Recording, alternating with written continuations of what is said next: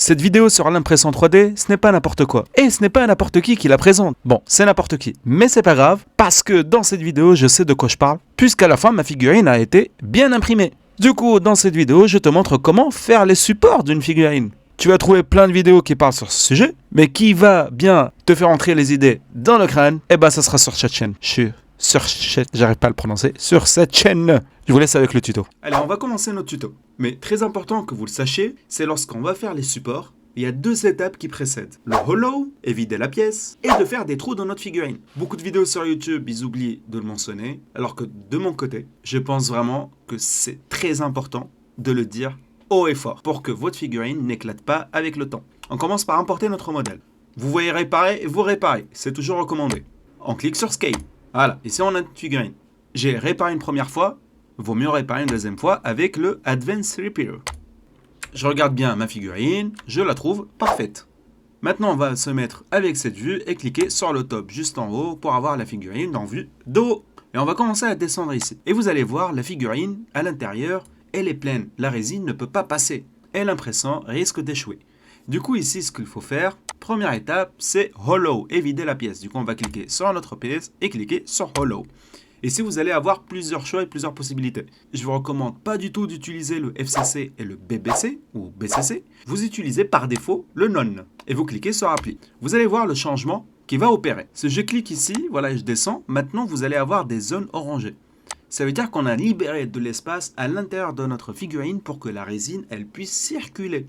Donc c'est bien que la résine circule, mais par contre, d'où elle va sortir? D'où appliquer des trous à notre figurine lorsque, comme ça, vous allez la laver avec l'éthanol avec votre imprimante Wash and Cure. Grâce aux trous que vous allez faire, l'éthanol, il peut évacuer. Et votre figurine ne risque pas d'éclater dans les jours qui suivent. Ça veut dire quoi éclater? Imaginez que votre figurine ici, vous n'avez pas fait le trou, elle est vide à l'intérieur. L'éthanol, il va rester bouché à l'intérieur et en fait, vous allez voir que par exemple, ici dans les pieds ou quelque part là, il va y avoir de l'éthanol qui va commencer à se composer tout autour de la figurine. Donc c'est pour ça que c'est très important d'appliquer des trous. Du coup, on va venir ici en bas par exemple, et le meilleur choix, c'est toujours en bas de la figurine dans des endroits qu'on ne peut pas les voir, et d'appliquer un trou.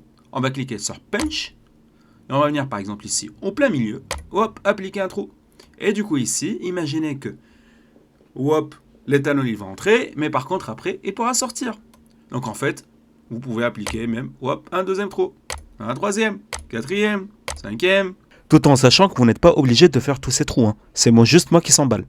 Sixième, voilà, c'est pas mal comme ça. En plus, on peut pas les voir, c'est parfait. Allez, on regarde maintenant notre figurine vue d'en haut, et voilà, il y a de l'espace pour que ça puisse évacuer. La tête de ce dragon aussi, je pense qu'il faut vraiment lui faire un trou. Comme ça, si l'éthanol il est à l'intérieur coincé, ce n'est pas lié ici avec le reste de la figurine. Donc si vous voyez bien, voilà, ça, hop, ça bloque. Voilà, à partir de là. Et du coup, je vais venir ici, à côté de l'oreille, hop, lui appliquer un petit trou. Voilà, je suis en train de chercher où aussi l'éthanol il risque de se coincer à l'intérieur et je fais des petits trous. Allez, un dernier trou aussi dans le trou ici de derrière, voilà, je vais pas le dire mais juste ici derrière. Hop. Juste là. Hop. Parfait. Comme ça notre cher premier Hokage, il sera pas submergé par l'éthanol à l'intérieur de lui. Hop, et ça se voit pas en plus derrière, comme ça. Allez, un dernier ici. Et voilà, je pense que c'est parfait. On clique maintenant sur le X. Hop, on se met en vue front. Allez, maintenant ce qu'il nous reste à faire, c'est les supports. Mais avant, on va redimensionner. Par exemple, moi, je la veux 10 cm. Donc, Scale, ici 96X, donc c'est à droite. Et en haut, donc c'est le Z, je la veux 10 cm. Et ici, c'est 10 cm. Parfait. Je peux augmenter la taille. Hop, on lui fait une petite rotation comme ça. Je pense que cette rotation, elle est magnifique. Pourquoi? Parce qu'en fait, ici, lorsque je vais mettre les supports, ils vont tous être derrière. Donc déjà, c'est plus facile à nettoyer. Et comme ça, je ne vais pas gâcher la vue de ma figurine ici de face. Voilà, mon Hokage ici, il a une bonne tête. Bah, vaut mieux la garder. Donc c'est pour ça que je ne mets pas les supports ici. Donc je vais venir ici dans support. Donc ici, vous avez le choix. Soit entre medium, soit heavy. Ici, c'est la distance entre les supports entre elles. Donc 7 mm, ça va. Je peux aller jusqu'à 10, mais je vais voir quel rendu il va me donner. Et ici, j'ai deux choix. Donc ça, support pour toute la figurine, soit seulement pour la plateforme. Moi, je vais utiliser celui-là le premier. Donc voilà, on a nos supports.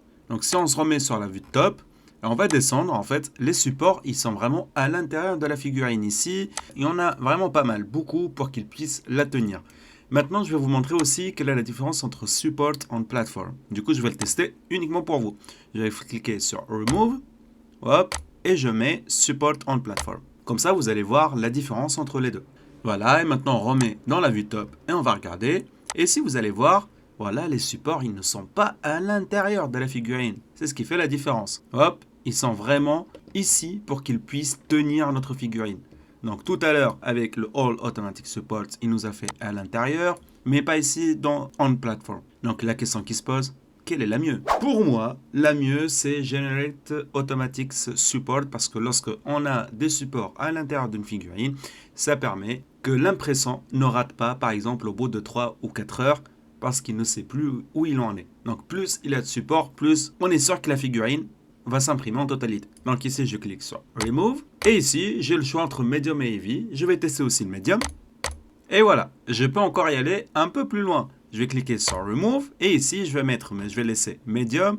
Et pour le Ensure Distance, je vais mettre 10. Ça permet d'écarter un petit peu les supports entre elles. Hop, et je clique sur Generate. Et voilà, pour moi, c'est parfait. Mais par contre, ici, vous remarquez bien qu'il y a du rouge ici et ici. Ça veut dire que ça dépasse un peu. Du coup, on va venir dans Scale, Scale to Fit. Comme ça, voilà, ça permet de diminuer un petit peu la taille de la figurine, mais qui permet d'imprimer toute cette partie-là. On peut la diminuer encore un tout petit peu. Hop, voilà. Voilà, c'est toujours bien de laisser un tout petit peu d'espace dans les bords ici. Hop, voilà, comme ça, ça me paraît bien. Maintenant, on va y aller encore plus loin dans les supports. Donc, on revient ici sur les supports et on peut faire du manuel editing. Donc, on peut soit rajouter des supports, soit enlever du support. Comment le faire? C'est simple. On va venir là, par exemple, où on se dit, les supports, ils vont plus me gêner qu'autre chose. Donc, par exemple, là, j'en ai minimum 5 sur les dents. Ça ne sert à rien. On va cliquer ici, par exemple, sur celle-là, hop, et faire Remove. Et du coup, ça permet d'enlever ce qu'on a sélectionné. On peut choisir, par exemple, plusieurs. Par exemple, là, il y en a plusieurs que j'ai envie d'enlever.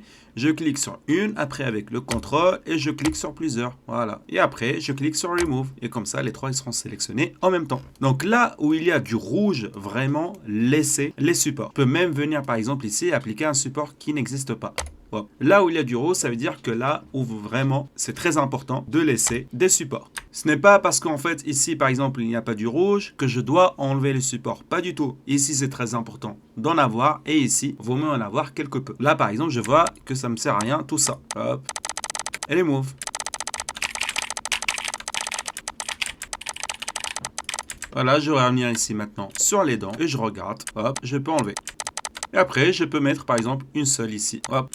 Et après, les enlever délicatement. Allez, je fais le ménage, je mets en time-lapse speed et vous faites la même chose. Là où vous pensez qu'il y a des supports qui vont plus vous gêner qu'autre chose, vous enlevez. Allez, je fais le speed. Allez, on clique maintenant sur Slice. Et ici, on voit que notre figurine, elle va passer quand même 9 heures dans la machine. Elle va consommer au près 1/4 de litre de résine. Donc le 1/4 d'un kilo. Donc avec cette figurine, on peut faire 4 premiers Hokage avec une boîte de 1 kg de résine. Vraiment, je mets pas en mathématiques, même si c'est des chiffres simples. On clique maintenant sur Save Slice File. Save to Disk. Et on va le mettre dans notre flash disk. Premier Hokage. Surtout, renommez bien votre fichier parce qu'une fois, j'ai fait tout ce qu'il fallait pour la figurine et je me suis rendu compte à la fin que je n'imprimais pas la bonne après 6 heures d'attente. C'est pour ça que j'ai appris qu'il faut renommer et on clique sur enregistrer. Pour voir le rendu final, je vous laisse regarder la vidéo d'après, celle comment on a mis en place notre imprimante 3D, comment on a enlevé aussi le support de notre figurine, comment on lui a fait sa douche avec l'éthanol 99. Et pour bien finir, je vous dis merci à vous d'avoir regardé la vidéo et je vous dis à la prochaine.